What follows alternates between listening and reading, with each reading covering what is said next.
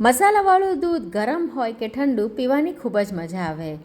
તો દૂધનો મસાલો આજે આપણે માર્કેટ કરતાં પણ એકદમ સરસ અને ચોખ્ખો ઘરે કેવી રીતે બનાવાય એ જોઈએ. એના માટે મેં કાજુ, બદામ, પિસ્તા, અખરોટ એવા ડ્રાયફ્રૂટ લીધા છે. કાજુ બદામ સરખી ક્વોન્ટિટીમાં અને અખરોટ એનાથી અડધી ક્વોન્ટિટીમાં અને સાથે પિસ્તા પણ એટલા જ પ્રમાણમાં. એક નંગ આપણને જાવંત્રી જોઈશે.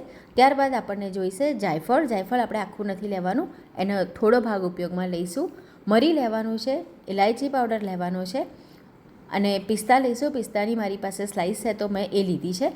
અને આપણને જોઈશે સૂંઠ અને કેસર. તમારે સૂંઠ ના નાખવી હોય તો સ્કીપ કરી શકાય. સાથે એકદમ સરસ બને એના માટે મિલ્ક પાવડર લઈશું. તો જે ડ્રાયફ્રૂટ છે એને આપણે થોડા શેકી લેવાના છે જેથી મોઇશ્ચર હોય ને તો જતું રહે. ત્યારબાદ એને ઠંડા કરી લઈશું.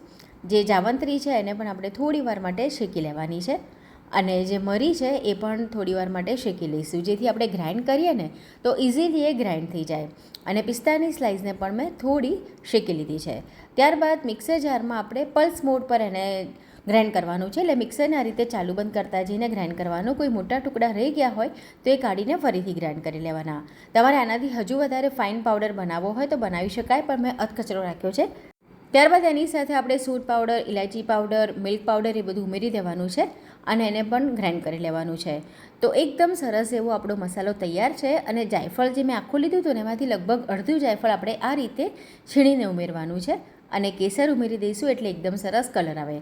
અને પિસ્તાની સ્લાઇસ મેં આ રીતે થોડી આખી રાખી છે એટલે જ્યારે તમે દૂધ બનાવો ને તો એકદમ સરસ લાગે.